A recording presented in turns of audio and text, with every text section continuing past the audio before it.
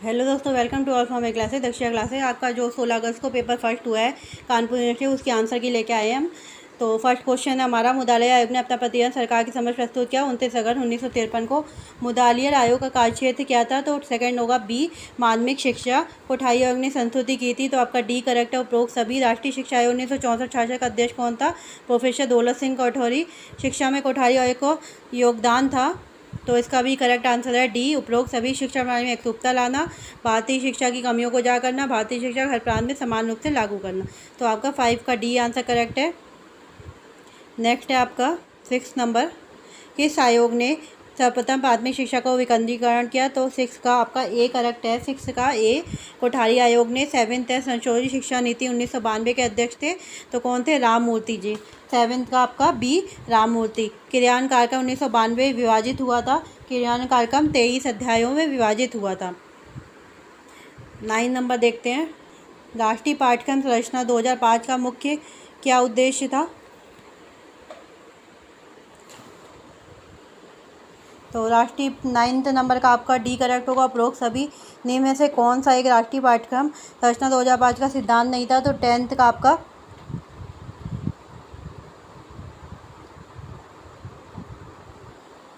10 का कन्फ्यूजन है। 11th का अव्यय और अवरोधन की समस्या संबंधित है प्राथमिक शिक्षा से। अव्यय की समस्या का मुख्य कारण है, तो इसका होगा सक्षम शिक्षकों की कमी, रोटी और मक्खन की आवश्यकता, दरिद्रता। उपरोक्त सभी राइट आंसर होगा। कौन सा पूर्व प्राथमिक विद्यालय नहीं है? तो जूनियर हाई स्कूल पूर्व प्राथमिक विद्यालय नहीं है। 14 है आपका, माध्यमिक विद्यालय शिक्षा के लिए क्या बुनियादी कार्यक्रम उठाए गए हैं? तो इसका भी उपरोक्त सभी करेक्ट होगा। किसने कहा माध्यमिक शिक्षा हमारी शिक्षा की सबसे कमज़ोर कड़ी है? तो मुदालिया जी ने कहा था। 15 का बी करेक्ट होगा आपका। 16 का देख लेते हैं, उच्च शिक्षण संस्थाओं में राष्ट्रीय सेवा योजना की शुरुआत कब की गई थी? तो इसका भी कन्फ्यूजन है 16 का। फिर है, उच्च शिक्षा का मुख्य कार्य क्या था? 17 का, तो उपरोक्त सभी। 18 है, गुणवत्ता में सुधार हेतु शिक्षा के लिए क्या आवश्यक है? तो इसका भी ऑल ऑफ दिस, उपरोक्त सभी। National curriculum framework for quality teacher education किस वर्ष प्रकाशित किया गया था? तो 19 का आपका बी है, 2009 में। राष्ट्रीय प्रौढ़ शिक्षा परिषद की स्थापना कब की गई थी? तो 20 का सी आंसर है, 1988 में। 22 है, राष्ट्रीय मुक्त विश्वविद्यालय संस्था की स्थापना की गई थी, तो 22 का है, 1989। लेकिन यहाँ पे मोस्टली बच्चों ने 88 ही लगाया है, तो हो सकता है सबको नंबर पूरे मिले, क्योंकि इसमें 1989 नहीं दिया है। 23 का, इंदिरा गांधी राष्ट्रीय मुक्त विश्वविद्यालय की स्थापना कब की गई थी? तो 23 का बी करेक्ट है, 1985 में। अखिल भारतीय तकनीकी शिक्षा परिषद की स्थापना कब की गई थी? तो 24 का बी करेक्ट, 1945 में। NCERT से का कार्यालय उत्तर प्रदेश में कहाँ पे है? तो 25 का बी लखनऊ में है। 26 नंबर है, NCERT का कार्यालय कहाँ है? तो नई दिल्ली में। NAAC के मुख्य कार्य क्या है? 27 नंबर है आपका सी, ए और बी दोनों। गुणवत्ता में संबंधित अनुसंधान, अध्ययन, परामर्श एवं प्रशिक्षण कार्यक्रम। 28 का है, सन 1900 में प्राथमिक स्तर पर न्यूनतम अधिगम तय करने के लिए बनाई गई समिति के अध्यक्ष थे, तो 28 का आपका प्रोफेसर यशपाल जी इसके अध्यक्ष थे।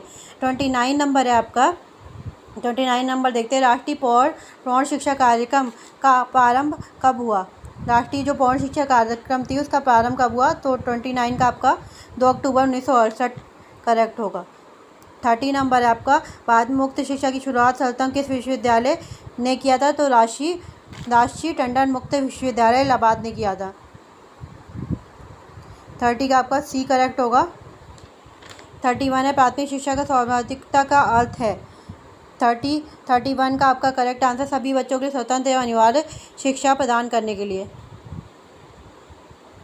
सी या डी में इसमें कन्फ्यूजन है, या 6 से 14 वर्ष के आयु वर्ग के लिए स्वतंत्र अनिवार्य, क्योंकि 6 से 14 प्राथमिक शिक्षा में 6 से 14 आता है, तो आप देख लीजिएगा इसको। सार्वजनिक के मार्ग में मुख्य बाधा क्या है? तो गरीबी, सामाजिक पिछड़ापन, निरक्षरता। उपरोक्त सभी इसका करेक्ट आंसर होएगा, क्योंकि प्राथमिक शिक्षा 6 से 14 वर्ष के लिए थी। प्राथमिक शिक्षा सांख्यिकी की सार्वभौमिकता की आवश्यकता है। सार्वभौमिकरण का प्रविधान, नामांकन का सार्वभौमिक, अवधारणा का सार्वभौमिक। उपरोक्त सभी का करेक्ट आंसर होगा। 33 का डी आपका करेक्ट आंसर होगा। 34 नंबर है आपका, 93 आ गया। 34 नंबर है, सार्वभौमिकरण शिक्षा के अधिकरण है। तो सार्वभौमिकरण शिक्षा के अधिकरण क्या है? राष्ट्रीय शैक्षिक अनुसंधान प्रशिक्षण परिषद, राष्ट्रीय शैक्षिक अनुसंधान प्रशिक्षण परिषद, जिला शिक्षा प्रशिक्षण संस्थान। तो उपरोक्त सभी का करेक्ट आंसर होएगा। मानव संसाधन विकास मंत्रालय तकनीकी शिक्षा गुणवत्ता सुधार कार्यक्रम की शुरुआत कब हुई थी? 33 का डी 1972 में। सार्वभौमिक शिक्षा का महत्व है तो प्राथमिक स्तर पर, सार्वभौमिकरण शिक्षा महत्व है प्राथमिक स्तर पर। वैसायीकरण का मुख्य उद्देश्य क्या है? तो वैसायीकरण का मुख्य उद्देश्य लाभ होता है। राष्ट्रीय माध्यमिक शिक्षा अभियान का प्रारंभ किया गया, इसका नहीं पता। राष्ट्रीय माध्यमिक शिक्षा अभियान के मुख्य उद्देश्य क्या थे? माध्यमिक स्तर पर शिक्षा की गुणवत्ता में सुधार करना, पाठचर्या में सुधार या संवर्धन, माध्यमिक स्तर पर शिक्षण अधिगम सुधार। तो उपरोक्त सभी का करेक्ट आंसर होएगा। शैक्षिक स्तर में गिरावट का मुख्य कारण क्या है? तो उपरोक्त सभी 41 का उपरोक्त सभी करेक्ट आंसर होएगा आपका। नेक्स्ट देखते हैं, शैक्षिक मानक का तात्पर्य है शैक्षिक विधि, शैक्षिक गुणवत्ता, विद्यार्थियों की शैक्षिक योग्यता। उपरोक्त सभी करेक्ट आंसर है। कोठारी आयोग के अनुसार शैक्षिक मानक के निर्धारण के आधार हैं तो उपरोक्त सभी। पर्याप्तता, गत्यात्मकता, अंतर्राष्ट्रीय स्तर पर तुलना। उपरोक्त सभी। 44 नंबर, शिक्षा के स्तरीकरण को उन्नत बनाने की समस्या है। अनुपयुक्त पाठ्यक्रम, अनुपयुक्त शिक्षण विधियाँ, शैक्षिक निर्देशन का अभाव। उपरोक्त सभी करेक्ट आंसर होगा। 45 निबंधन प्रकार के परीक्षण के दोष हैं। विश्वसनीयता का अभाव, प्रमाणिकता का अभाव, व्यक्तिनिष्ठता। उपरोक्त सभी करेक्ट आंसर होएगा इसका। वस्तुनिष्ठ प्रकार के परीक्षण क्या है? विश्वसनीयता, वैधता, रिलायबिलिटी, वैलिडिटी और ऑब्जेक्टिविटी। उपरोक्त सभी इसका करेक्ट आंसर होएगा। परीक्षा सुधार के उपाय क्या हैं? ग्रेड प्रणाली, सेमेस्टर प्रणाली, सतत एवं समग्र मूल्यांकन। उपरोक्त सभी इसका करेक्ट आंसर होएगा।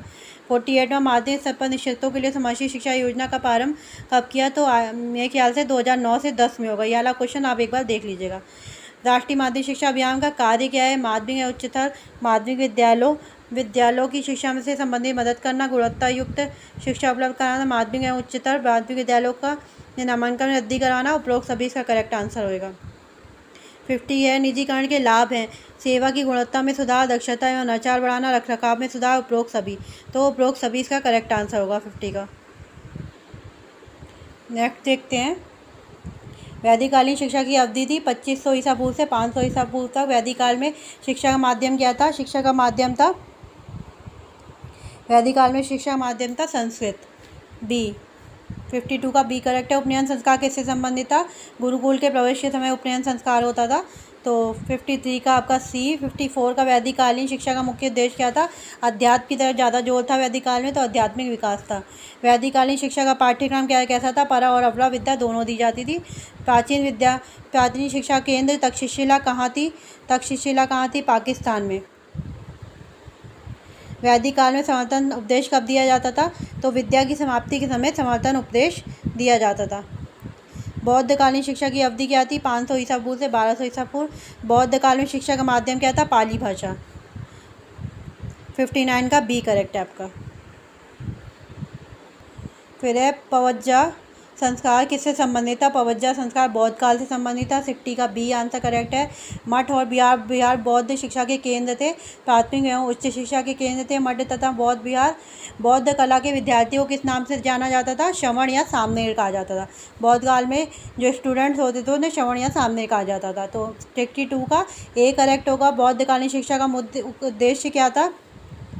बौद्धकालीन शिक्षा का मुख्य उद्देश्य था निर्वाण प्राप्त करना। नालंदा विश्वविद्यालय की स्थापना बौद्धकालीन में निर्वाण या ज्ञान का प्राप्त करना, इन दोनों में कन्फ्यूजन है, देख लीजिएगा। नालंदा विश्वविद्यालय की स्थापना की थी अशोक ने। मध्यकालीन शिक्षा की अवधि थी 1200 से 1700 ईसा पूर्व। मकतब और मदरसा मध्यकालीन शिक्षा के केंद्र थे, प्राथमिक एवं उच्च दोनों के थे। प्राथमिक शिक्षा मकतब में दी जाती है, मदरसे में उच्च शिक्षा दी जाती थी। मध्यकालीन शिक्षा में शिक्षक को किस नाम से जाना जाता है? तो मध्यकालीन में शिक्षक को उस्ताद, टीचर को क्या कहते थे? उस्ताद कहते थे। मध्यकालीन या मुस्लिम शिक्षा जो थी उसमें उस्ताद कहा जाता था। फिर है मध्यकाल में उच्च शिक्षा का माध्यम क्या था? अरबी तथा फारसी। जो मुस्लिम काल की शिक्षा थी उसमें उच्च शिक्षा का माध्यम था अरबी तथा फारसी। मध्यकालीन शिक्षा का शैक्षिक विकास की दृष्टिकोण से क्या कहा जाता था? मध्यकालीन शिक्षा को शैक्षिक विकास की दृष्टिकोण से क्या कहा जाता था? आई थिंक विकासशील युग कहा जाता था, लेकिन आप देख लीजिएगा। बिस्मिल्लाह रस्म की बात से उम्र क्या थी? बिस्मिल्लाह उम्र की, तो 4 वर्ष 4 माह 4 दिन थी। बिस्मिल्लाह रस्म की बात से उम्र थी 4 वर्ष 4 माह 4 दिन। ब्रिटिश कालीन शिक्षा की अवधि क्या थी? ये भी देख लीजिएगा। किसने एडम के प्रतिवेदन को एक मिथक समझा? तो गोपाल कृष्ण गोखले ने एडम के प्रतिवेदन को एक मिथक समझा। निष्पेदन सिद्धांत विशेष रूप से शिक्षा संबंधित है उच्च वर्ग से। किसने कहा वोट का घोषणा भारतीय शिक्षा के इतिहास में एक महाअधिकार पत्र है?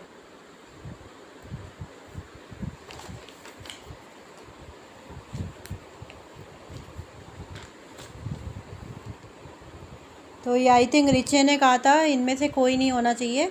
तो आप ये देख लीजिएगा। वोट का घोषणा पत्र कब प्रकाशित किया गया? तो वोट का घोषणा पत्र सब बच्चों ने 1954 लगाया, लेकिन वोट का घोषणा पत्र तो 1854 है। तो ये भी आप देख लीजिएगा। या तो इसमें आपको गलत ऑप्शन दिए तो आपको पूरे नंबर मिलेंगे इसमें। नेक्स्ट है आपका वोट का घोषणा पत्र कितने अनुच्छेद में था? तो आपका 100 होगा, 100 अनुच्छेद में था। 100 अनुच्छेदों का एक लंबा अभिलेख था जिसमें शिक्षा नीति और कंपनियों की भूमिका को स्पष्ट किया था। किसने कहा है वोट का घोषणा भारतीय शिक्षा की नींव है, इसमें आधुनिक भारतीय शैक्षिक प्रणाली शुरू की गई? तो रिचे ने बोला था ये, लेकिन रिचे ऑप्शन में नहीं है, तो इनमें से कोई नहीं होगा। भारतीय शिक्षा आयोग 1882 का अध्यक्ष थे तो विलियम हंटर। 78 का सी 17 हंटर आयोग की स्थिति की थी, तो उपरोक्त सभी है। हंटर आयोग का गठन कब हुआ था? हंटर आयोग का गठन हुआ था 1882 ईस्वी में। ये करेक्ट होगा। 81 का केंद्रीय शिक्षा विभाग की स्थापना लॉर्ड कर्जन ने की थी। केंद्रीय शिक्षा विभाग की स्थापना किसने किया था? Lord Macaulay, Lord Curzon, Bentinck या सार्जेंट? तो लॉर्ड कर्जन जी ने की थी। सन 1901 में शिमला में शैक्षिक सम्मेलन किसने आयोजित किया था? ये भी लॉर्ड कर्जन ने किया था। सैडलर आयोग का गठन कब किया गया था? सैडलर आयोग का गठन किया गया था 1917 में, जिसे कलकत्ता विश्वविद्यालय आयोग भी कहते हैं। 1917-19 के बीच में है ये। कलकत्ता विश्वविद्यालय आयोग को सैडलर कमीशन बोलते हैं। तो राइट आंसर होगा ए, करेक्ट आंसर होगा आपका। नेक्स्ट है आपका कलकत्ता विश्वविद्यालय के अध्यक्ष थे माइकल सैडलर। ए करेक्ट होगा। सैडलर आयोग का प्रतिवेदन, ये इसमें कन्फ्यूजन है। 86 का वर्धा शिक्षा योजना के प्रवर्तक थे तो महात्मा गांधी जी थे। नेक्स्ट है जाकिर हुसैन समिति के बेसिक शिक्षा प्रतिवेदन किस वर्ष प्रस्तुत किया? तो 1937 में।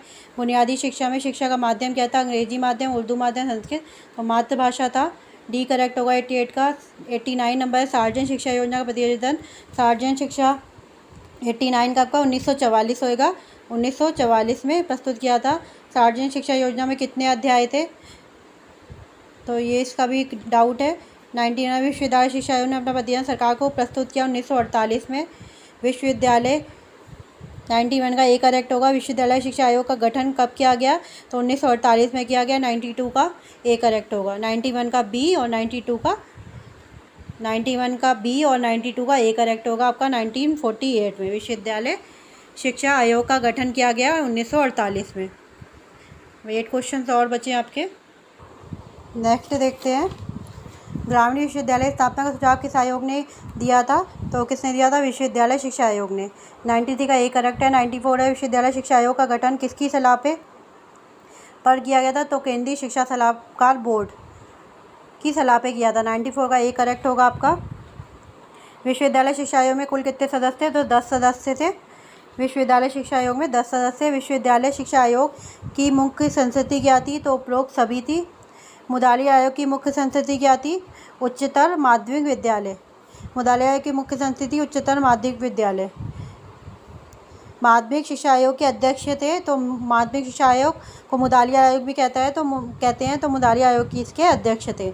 98 का बी करेक्ट है। 99 का माध्यमिक शिक्षा आयोग के प्रतिवेदन कुल कितने अध्याय थे? तो 14 अध्याय थे।